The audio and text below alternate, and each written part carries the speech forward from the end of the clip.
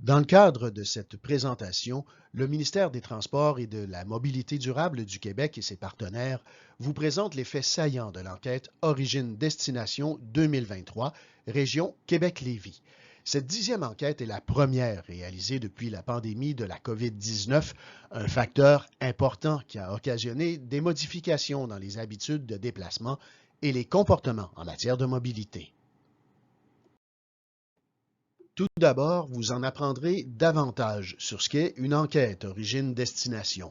Par la suite, il y aura une présentation des facteurs influençant la mobilité et pour terminer, le dévoilement des résultats de l'enquête origine-destination région Québec-Lévis qui brosse le portrait et l'évolution de la mobilité. Que visent les enquêtes origine-destination? Les enquêtes origine-destination peuvent se résumer comme étant un vaste exercice de collecte de données sur les déplacements effectués par les personnes d'un territoire précis lors d'une journée spécifique de la semaine. Ces enquêtes permettent de recueillir des renseignements précis et factuels sur les déplacements de toutes les personnes des ménages enquêtés pour brosser un portrait fidèle et actuel de la mobilité dans une région donnée. Comme elles sont tenues environ tous les 5 ans, ces enquêtes permettent aussi de suivre l'évolution de la mobilité et dégager des tendances dans le temps. Cela permet également de faire des projections de déplacement et de constituer des bases de données qui sont uniques et indispensables pour la planification des transports et l'aménagement du territoire. Traditionnellement, les enquêtes origine-destination étaient entièrement réalisées par des entrevues téléphoniques. Mais cette méthode de collecte a dû évoluer au fil des enquêtes, car plusieurs ménages ne possèdent tout simplement plus de lignes téléphoniques terrestres. Lors de l'enquête de 2023, bien, la collecte s'est effectuée via un questionnaire en ligne et des entrevues téléphoniques. Mais cette dernière méthode tend à perdre de son importance et une plus grande partie des ménages sont maintenant invités à remplir le questionnaire en ligne. Cette grande enquête vise à recueillir les déplacements effectués par les personnes des ménages enquêtés, âgés de 5 ans et plus, tout ça lors d'une journée ouvrable précise de la semaine, soit du lundi au vendredi. L'enquête couvre tous les jours de la semaine, tous les motifs de déplacement et tous les modes de transport, incluant la marche, lorsqu'elle est effectuée pour un motif utilitaire. En 2023, un échantillon de 36 893 ménages a été enquêté. Il s'agit de 9,1 des ménages du territoire de l'enquête qui ont accepté de répondre au questionnaire. Un total de presque 10 000 ménages ont répondu par l'entremise d'une entrevue téléphonique, tandis qu'un peu plus de 27 000 ménages ont répondu via le questionnaire en ligne. L'échantillon a été pondéré statistiquement pour estimer la mobilité de l'ensemble de la population. Le territoire de l'enquête Origine-Destination 2023 est identique au territoire des enquêtes de 2017, 2011 et 2006, ce qui facilite bien sûr la comparaison des résultats. Ce territoire est légèrement plus grand que celui de la région métropolitaine de recensement de Statistique Canada. Le territoire de l'enquête est constitué de la RMR de Québec, qui est bordée sur la carte en bleu pâle, ainsi que celui de la Communauté métropolitaine de Québec, communément appelée la CMQ, qui est colorée en bleu foncé.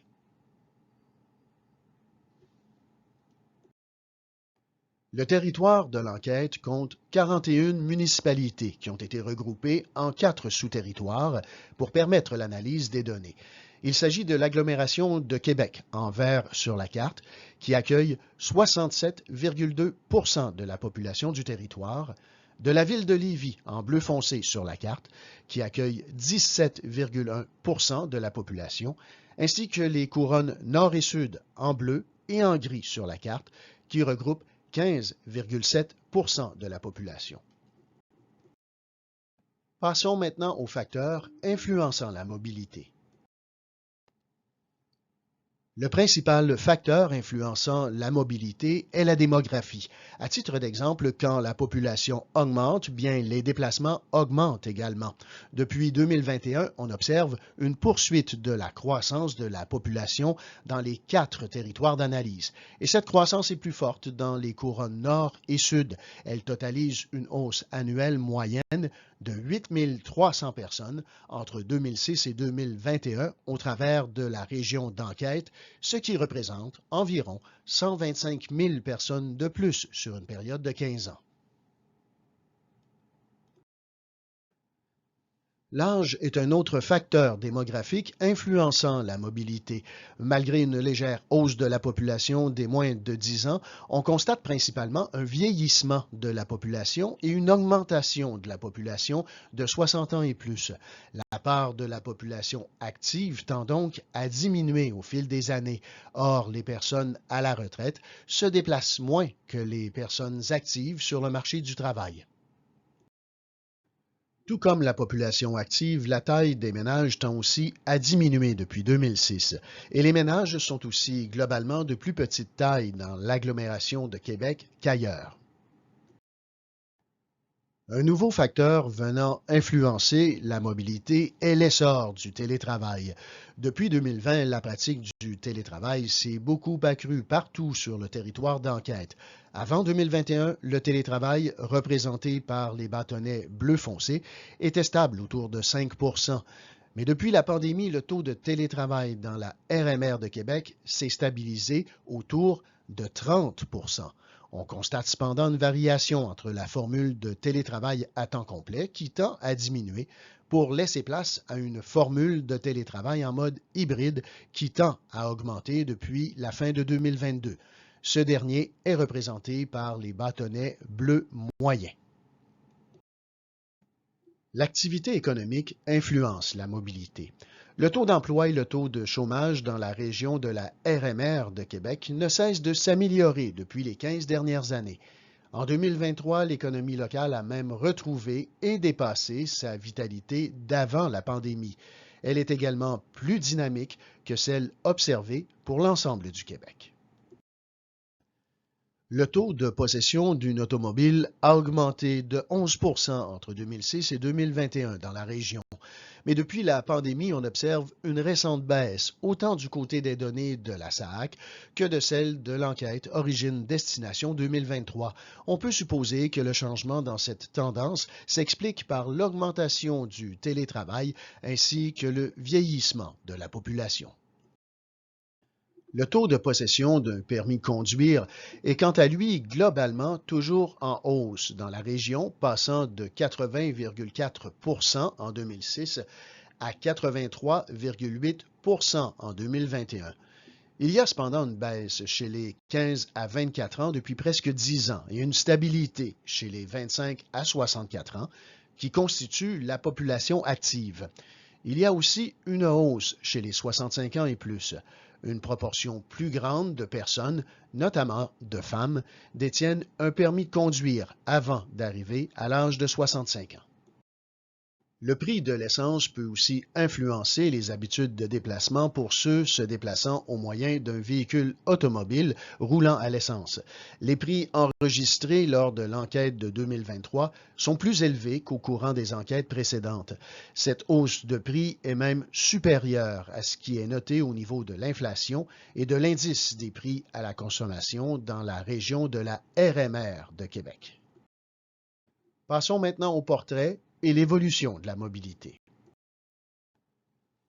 Le principal constat à tirer de l'enquête Origine-Destination 2023 est la baisse enregistrée du nombre quotidien de déplacements effectués à travers la région, passant de 2 156 000 en 2017 à 2 9 700 déplacements en 2023.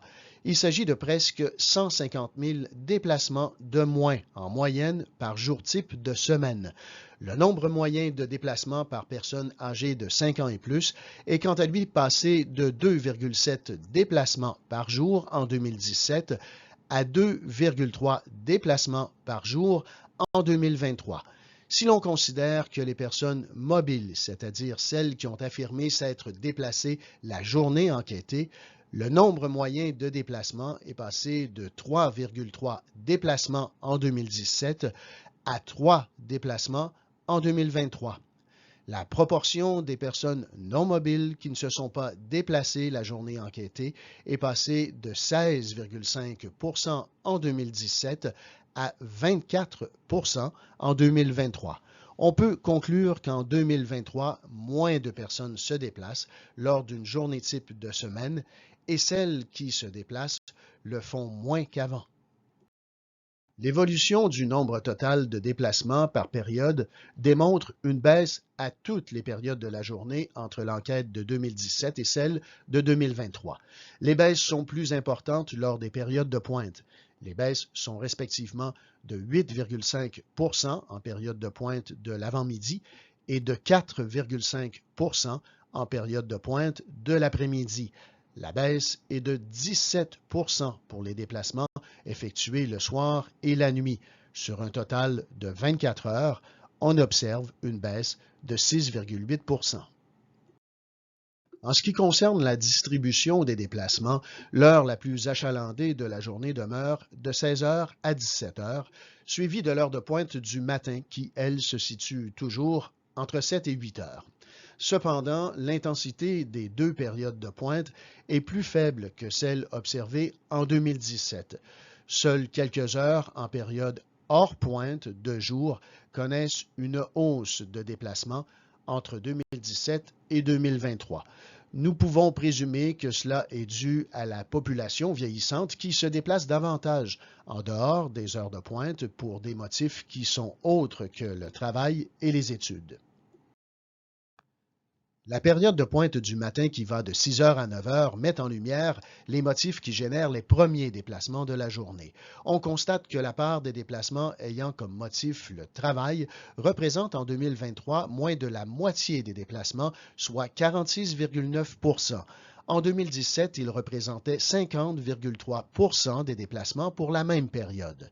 Cependant, le motif d'étude, qui est quant à lui aussi majoritairement réalisé en période de pointe, a progressé, passant de 24,7 en 2017 à 27,6 en 2023. Suivi du motif reconduire et aller chercher quelqu'un qui connaît une baisse passant de 12,7 en 2017 à 10,7 en 2023. À titre d'information, précisons que la période de pointe du matin est retenue pour décrire le portrait de la mobilité d'une région parce que le réseau routier et les services de transport sont particulièrement sollicités sur cette courte plage horaire. Le volume de déplacement à ce moment précis de la journée vient donc conditionner l'offre nécessaire pour répondre à la demande maximale. De plus, les retours au domicile sont moins fréquents. Cette période permet donc une analyse plus fine des besoins car elle capture principalement les motifs de base générant les déplacements tels que le travail et les études, ainsi que la localisation des lieux d'activité générateurs de déplacement. En 2023, les modes de transport les plus utilisés demeurent le mode autoconducteur à 60,3 et le mode autopassager à 11,2 71,5 des déplacements de la période de pointe du matin sont donc effectués en voiture lors d'une journée type de semaine en 2023.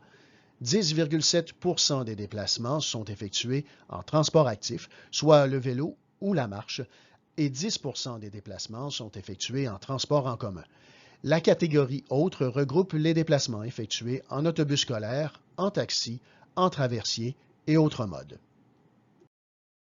L'usage plus spécifique de l'automobile, qui connaissait des hausses consécutives au fil des dernières enquêtes, connaît finalement un recul pour la première fois en 2023.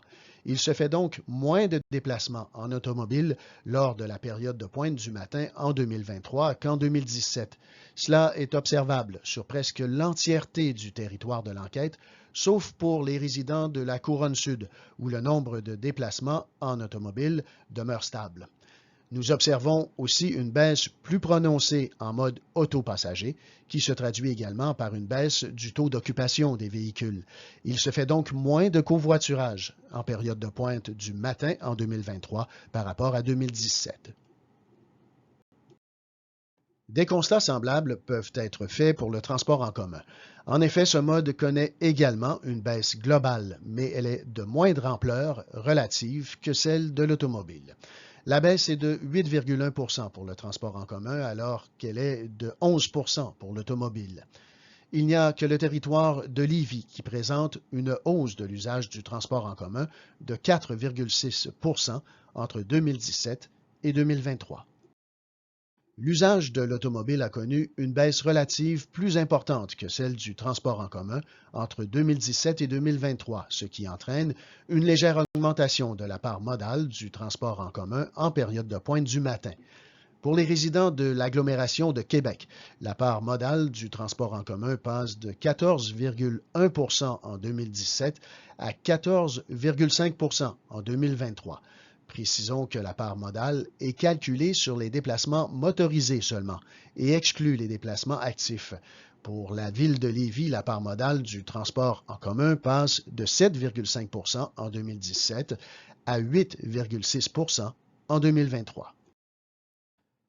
Examinons maintenant les déplacements effectués par un seul mode ou en combinaison avec d'autres modes lors de la période de pointe du matin. Les modes unimodaux, soit les modes utilisés seuls, dominent largement et représentent 98,8 des déplacements. De ceux-ci, presque 89 sont effectués avec des modes motorisés, tandis que 11 sont des modes actifs. En 2023, le vélo gagne toutefois en popularité avec 3000 déplacements de plus qu'en 2017.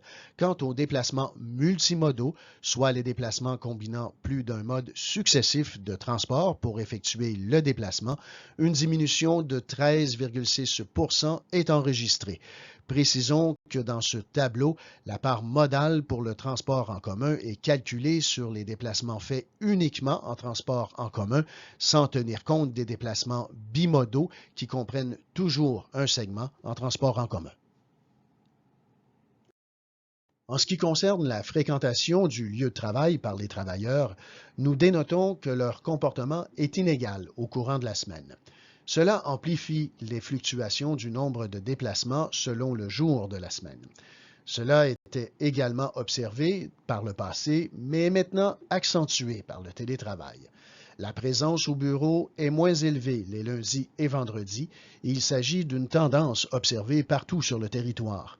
La part du télétravail est aussi plus élevée dans l'agglomération de Québec.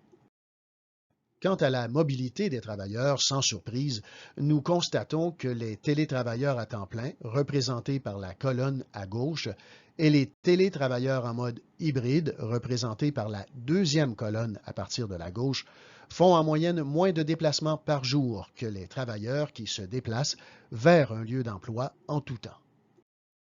Afin de vous présenter les origines et destinations des déplacements de 2023, le territoire de l'enquête a été découpé en plusieurs grands secteurs, soit les 6 arrondissements de la ville de Québec, ainsi que les villes de l'Ancienne-Lorette et Saint-Augustin-des-Maures, les 3 arrondissements de la ville de Lévis et pour terminer, les couronnes nord et sud. Vous avez ici ce qu'on appelle une matrice des origines-destinations. L'origine du déplacement indique le lieu du point de départ et la destination, le lieu du point d'arrivée. Les déplacements produits par un secteur sont ceux dont il constitue l'origine, c'est-à-dire le point de départ. Les déplacements attirés par un secteur sont ceux dont il constitue la destination, c'est-à-dire le point d'arrivée. Les déplacements externes sont ceux dont l'origine et la destination sont toutes les deux localisées à l'extérieur du secteur en question. Et les déplacements internes sont ceux dont l'origine et la destination sont toutes les deux localisées à l'intérieur du secteur en question. Dans la matrice, la colonne à gauche représente les origines et la ligne grise en haut du tableau représente les destinations. Les différentes colonnes numérotées représentent les secteurs présentés à l'image précédente. Les données présentées dans cette matrice du mode automobile pour 24 heures n'incluent pas les déplacements pour le retour à domicile. Mais pourquoi les retours à domicile sont-ils exclus? Bien, cela permet de voir si un secteur est davantage un producteur ou un attracteur de déplacement au courant de la journée. La diagonale en vert représente les déplacements qui sont faits à l'intérieur même des secteurs. Généralement, cela représente toujours le plus fort volume de déplacement de la matrice car les gens cherchent habituellement à faire des déplacements qui sont le plus près possible de leur lieu de travail ou de domicile. Pour le mode automobile, sur une journée complète, l'arrondissement Sainte-Foy-Sillery-Cap-Rouge produit et attire le plus grand nombre de déplacements automobiles par jour ainsi que le plus grand nombre de déplacements internes, avec 109 300 déplacements. L'arrondissement des Rivières se place au second rang avec 118 700 déplacements produits et 158 900 déplacements attirés. La plus forte paire d'origine et de destination entre deux secteurs est enregistrée entre les arrondissements de la Haute-Saint-Charles et des Rivières avec 20 800 déplacements. Cela suggère que plusieurs résidents de la Haute-Saint-Charles travaillent ou se déplacent dans l'arrondissement des Rivières pour leurs activités, suivis au second rang de ceux de l'arrondissement Sainte-Foy-Sillery-Cap-Rouge, aussi vers l'arrondissement des Rivières, avec 19 500 déplacements. Cette seconde matrice présente cette fois-ci les déplacements en transport en commun entre grands secteurs, ici encore sur une période de 24 heures et excluant les retours au domicile. Les arrondissements de la Cité-Limoilou et de Sainte-Foy-Sillery-Cap-Rouge produisent et attirent quotidiennement le plus grand nombre de déplacements en transport en commun. Les plus forts volumes de déplacements en transport en commun sont internes à ces deux secteurs et entre eux. Cette dernière matrice présente les parts modales du transport en commun. L'arrondissement La Cité-Limoilou présente les parts modales du transport en commun les plus élevées de tout le territoire, suivi de loin par l'arrondissement Sainte-Foy-Sillery-Cap-Rouge, autant pour les origines que les destinations. La plus forte part modale de la région est enregistrée pour les déplacements entre l'arrondissement La Cité-Limoilou vers l'arrondissement Sainte-Foy-Sillery-Cap-Rouge. Cela s'explique en partie par le fait que c'est au sein de ces arrondissements que nous retrouvons les parcours Métrobus 800 et 801, ce qui explique bien sûr ces résultats. Les parts modales des résidents de l'arrondissement de Charlesbourg sont également élevées à destination des arrondissements de Sainte-Foy-Sillery-Cap-Rouge et de la Cité-Limoilou. Finalement, les enquêtes origine-destination permettent aussi d'isoler des générateurs précis de déplacement sur le territoire et d'identifier les principaux endroits de destination à travers les zones de déplacement. Le secteur Le Bourgneuf, avec 57 600 déplacements quotidiens, arrive en première place en 2023 sans que son attractivité ne soit vraiment accrue depuis 2017. La colline parlementaire se trouve désormais en seconde position, avec 50 400 déplacements, et la zone du plateau centre de Sainte-Foy en troisième place, avec 47 200 déplacements. Ces zones ont enregistré des baisses respectives de 14 800 et de 10 150 déplacements. Le secteur de l'Université Laval enregistre également une baisse de 6 000 déplacements, mais demeure au quatrième rang en 2023, avec 45 400 déplacements quotidiens. La diminution des déplacements vers les zones de la colline parlementaire et du plateau centre Sainte-Foy est sans doute attribuable au télétravail plus répandu dans les emplois liés à l'administration publique et aux assurances. Malgré ces baisses, les secteurs de Sainte-Foy, zones 3 et 4, avec 92 600 déplacements, et du centre-ville, zones 2 et 5, avec 75 900 déplacements, demeurent les plus attractifs. Les principaux constats à tirer des faits saillants de l'enquête origine-destination 2023 réalisée dans la région de Québec et de Lévis sont que le nombre de déplacements quotidiens a diminué. Il s'agit d'une baisse de 6,8 % du nombre quotidien de déplacements par rapport à 2017, maintenant sous le niveau enregistré il y a 15 ans. les résidents sont de moins en moins nombreux à se déplacer lors d'une journée type de semaine et ceux qui se déplacent font en moyenne moins de déplacements. La baisse des déplacements depuis 2017 a touché toutes les périodes de la journée et tous les modes de transport, à l'exception du vélo. Le télétravail et les congés-absences sont partout plus fréquents les lundis et les vendredis, impliquant une variabilité du nombre de déplacements durant la semaine. Les zones de destination où se concentrent les emplois propices au télétravail attirent moins de déplacements qu'en 2017. Malgré les baisses enregistrées, le centre-ville et le secteur Sainte-Foy demeurent les plus attractifs. Pour obtenir plus d'informations sur l'enquête Origine-Destination 2023 Région Québec-Lévis, consultez le microsite d'information à l'adresse www.eod-qclevis.ca, la page web du ministère ou rendez-vous sur le site web de la Communauté métropolitaine de Québec. Merci